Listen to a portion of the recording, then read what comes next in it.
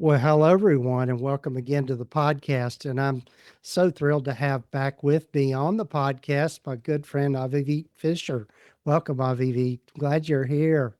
Thank you so much for having me. We were just talking about how it's been a long time, so I'm All so right. happy to be here again.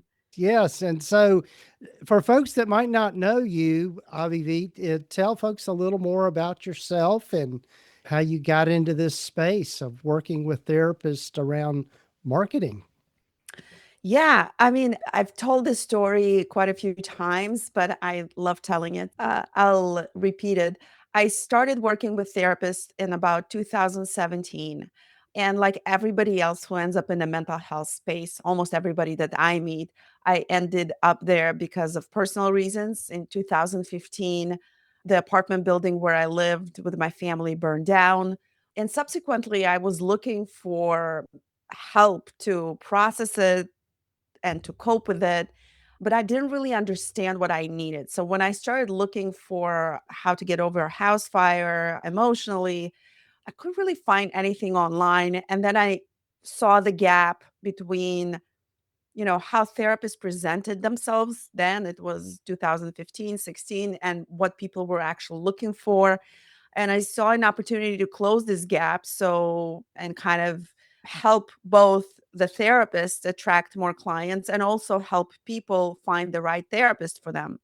So I've been working with therapists ever since. I've been helping them with marketing strategy, also with digital marketing and so on.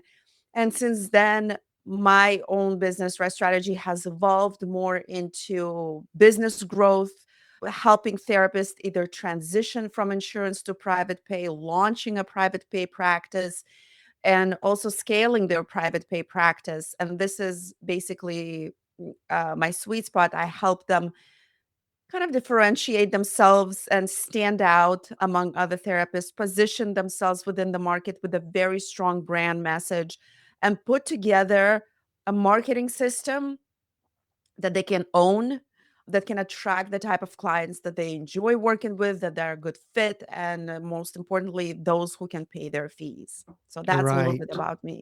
Yeah, yeah. And I know when before we started recording, part of what we started talking about, which I think is, this topic comes up a lot for people. And there's really two topics we want to try to get to if we can, just about with the advent of AI and just things like BetterHelp and Talkspace and all of that, and being a private pay clinician.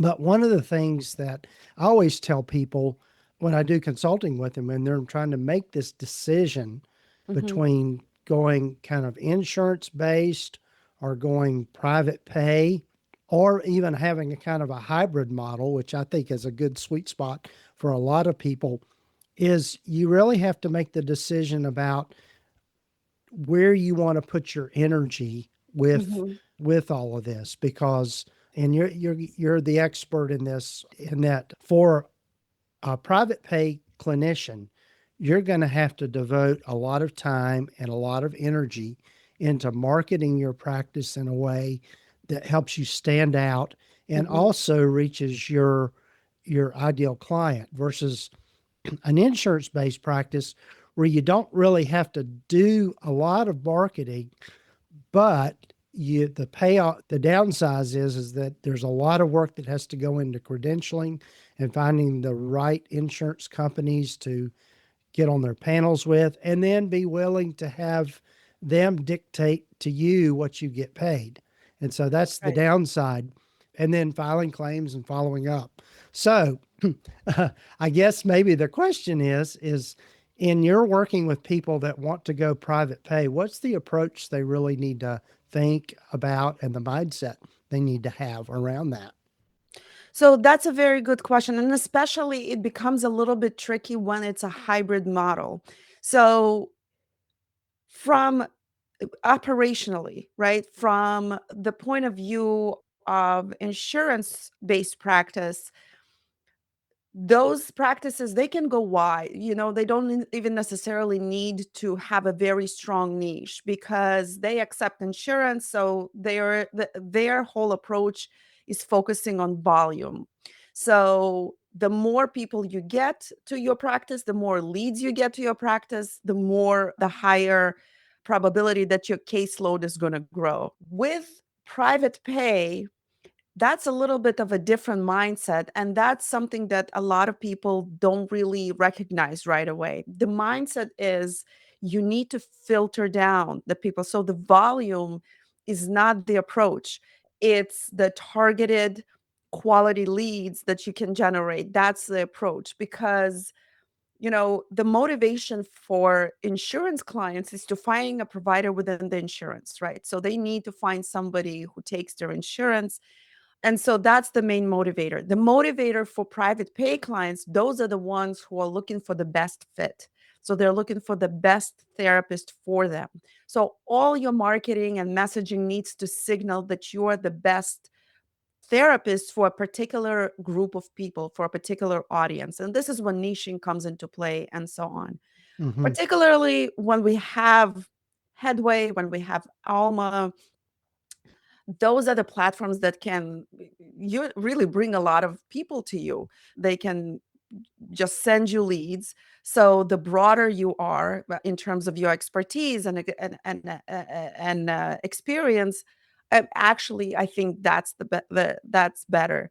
So when you transition from insurance to private pay, you kind of need to shift that mindset of being all inclusive to being very deliberate and filtering who you are trying to attract. Yeah, I think it's yeah, and that's again the thing that people have to weigh for themselves Mhm. is, okay, do you want to attract clients that are only going to use their insurance, and you're going to have to go a higher volume with those number of clients Right. in order to probably get the meet the financial targets that you're looking for yourself, Mhm. versus smaller number of clients that are also willing to pay you a higher premium for your services. And Right. so, yeah, and it's yeah, and I don't think there's any right answer, but you do have to approach it much differently and really I think I do a lot of kind of soul searching on the back end about what it is that you want your practice to look like, what you want your practice to be. Yeah. Yeah, you're completely correct. And when it comes to soul searching, you have to actually name the trade-offs, right? If you're going the insurance route, then the trade-off would be lower reimbursement fees, right? And in exchange for not having to do some invest in marketing so much, not having to actually invest in business growth as much and strategy, so you can focus more on your clinical work, right? When you Hmm. go the private pay route, you have to actually the trade-off is the volume, obviously, but the upside is the premium fees, being a little bit on your own terms, and you are more independent in terms of how you structure your future, how you structure Hmm. your business future and financial future, and so on. So it really depends on. I think it depends a lot on personality of a therapist to make this Right. decision. Yeah, and I know a lot of I've talked with hundreds of therapists over the years on this podcast, and one of the things I think you have to really kind of start with is, what is the lifestyle you want to maintain for yourself? Hmm. What is it that you need financially in order to make it worthwhile, in order to get the return on your investment of your time and your money, and really approach it from a business standpoint of what that could look like. There are people that are, their financial situation might be that they don't have to work full time, Hmm. or see that many clients. And so those are great people to really think about having a cash based practice. I know one of my therapists, he's very, very much a person that caters to a certain type of client. And Right. that's how I connected with him, because he kind of works with, he works with other therapists, and he works with people that have gone through different life transition things like I've experienced. And that's why Mhm. I sought him out. And the thing about it is that he doesn't take insurance. And so Mhm. that's okay with me, because I can afford to pay that. And so I guess that's kind of getting to what you're looking at, or finding those kinds of clients. Right, so I guess you connected to what he was saying, his messaging, and the way he Hmm. positioned themselves. Out of curiosity, how did you find him? It's funny. I found him through word of mouth as much as anything. Right. Um, just that, and also, but as people know, I've got a lot of church connections, and so there were some church connections there. And I knew his background and kind of knew him personally, so that was how I found him, or how just knew about him ahead of time, really. So he didn't really have to market to me to find me, but yeah, but I knew about him. I mean, he was known and trusted. And so that goes back to the marketing piece, is making sure that people know who you are, that you build credibility with people and trust, know that whole know, like, and trust thing. Yeah, and it's a good thing that you bring it up word of mouth. When I work with my clients, one of the first strategies we go to is outreach and networking. And Hmm. the interesting part about it is that the more specific you are in your message, when we define the message, when we say specifically, I work with these type of people, helping them in this way, and that's why and here are the reasons why I'm the best fit for them. When you reach out even to other therapists, to colleagues, it's much easier for them to remember you and refer to you. So, Hmm. as opposed to reaching out and saying, I have availability, can you send me any more clients? And like having sort of a generic note. It's no wonder why you heard about him word of mouth, because he built a reputation as a certain type of therapist. So that's a good Yeah, thing to yeah, remember. yeah. And if we think about it, just thinking about the niche, or however we want to say that, if I go to my doctor, my general practitioner, and there's a particular specific thing that I need help Mhm. with, he's going to send me to a specialist Right. with in that in that area. And so I think being able to specialize really goes a long way in helping people market.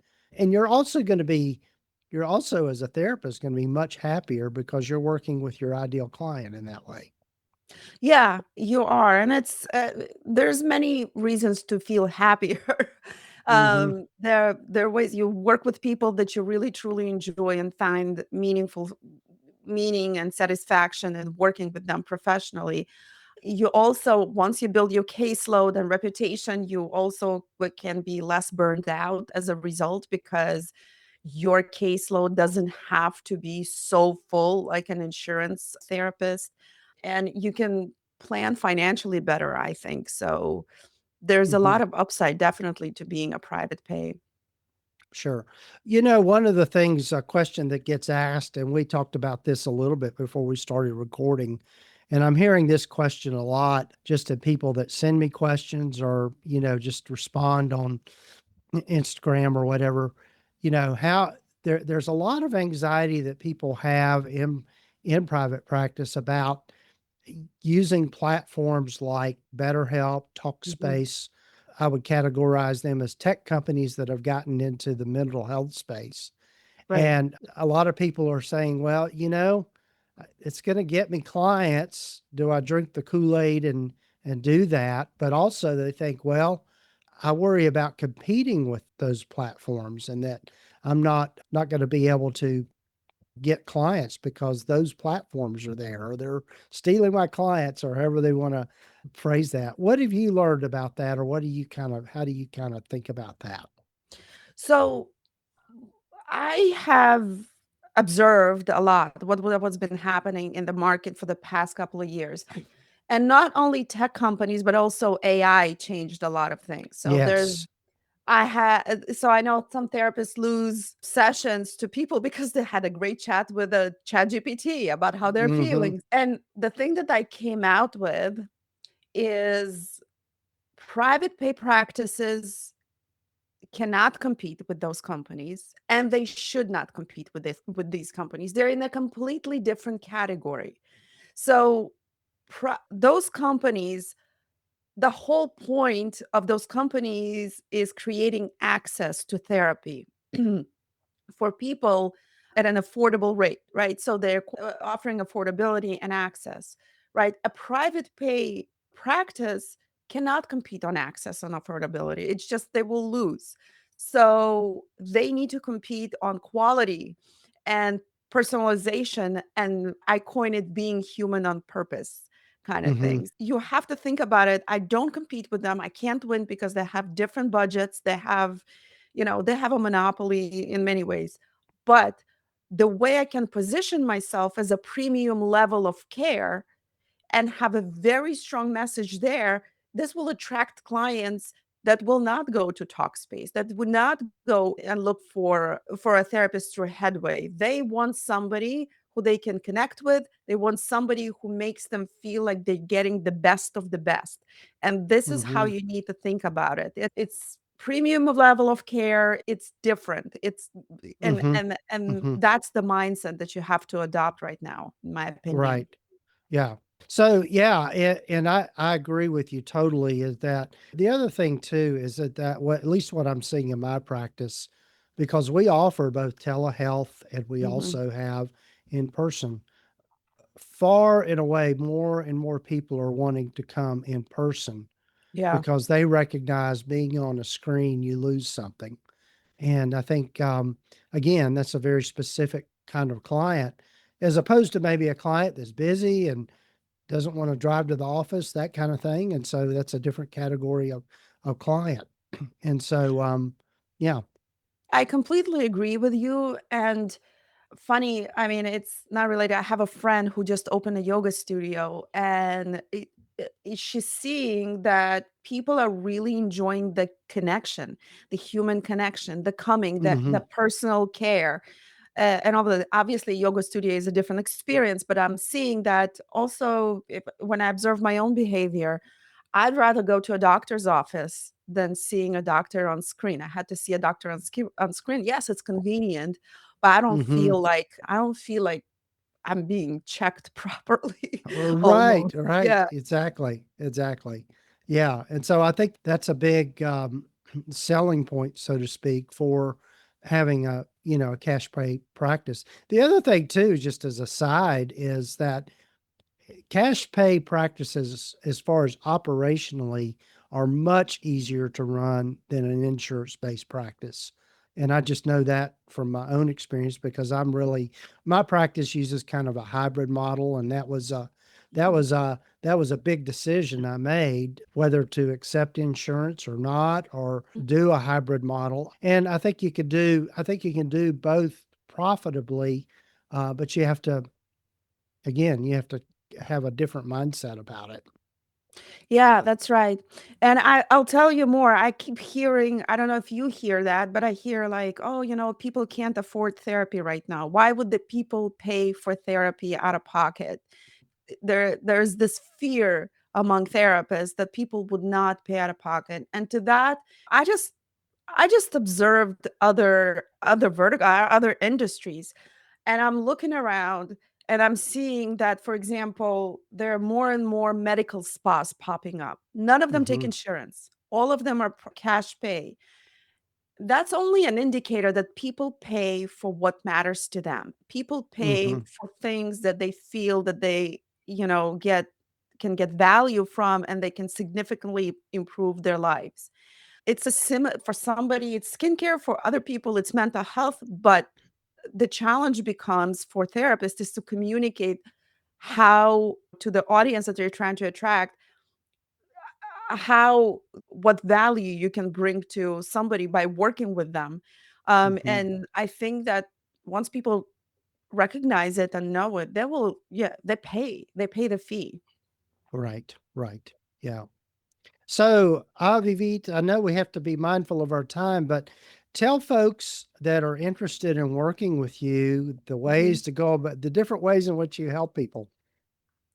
Wonderful. The easiest way to find me is to go on my website, redstrategy.com, with red with two D's. There is actually a lot of resources and information there. I recently created a whole library, a glossary of terms, marketing terms for private pay practices. So you can find everything there. I also wrote a brief that goes deep into the topic of private pay practice in 2026. So you can download it, that's completely free. And you can always schedule a call with me. Uh, it's strategic direction call. That's what I call it. We sit for 60 minutes and we'll look through, really look under the hood of your private practice.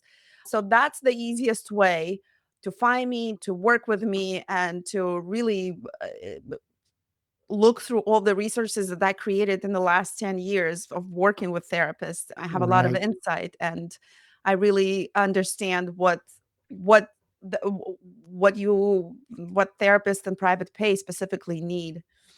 Yes, yes, and Avivit has always been one of my go-to people for marketing in private practice, and so I can actually recommend her. So that's always a good thing. The other thing I'll say about Avivit is that she just has a great way of just really listening well and understanding what what therapists are needing for their practice. So we'll have links here in the show notes and the summaries to for people to access all of that easier. So, what's next on the horizon for you, Avivit?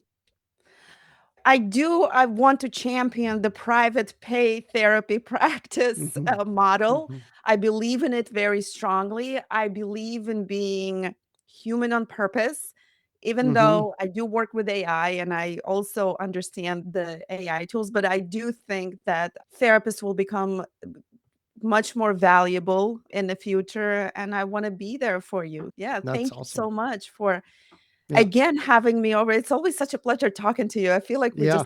we're just chatting. So Yes, that's yeah, that's how I try to do this. So, but yeah, and also I'll mention too, Avivit has a great email newsletter that comes out, and it's just packed full of great information. So when you get to her website, do sign up for that because it's great stuff. So, well, thank you. Avivit, yeah, go ahead.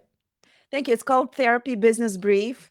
Yeah, and it comes out every Friday in the afternoon. All right, all right. I'm sure we'll be talking again here soon. Thanks again, Avivit. Thank you. Appreciate it.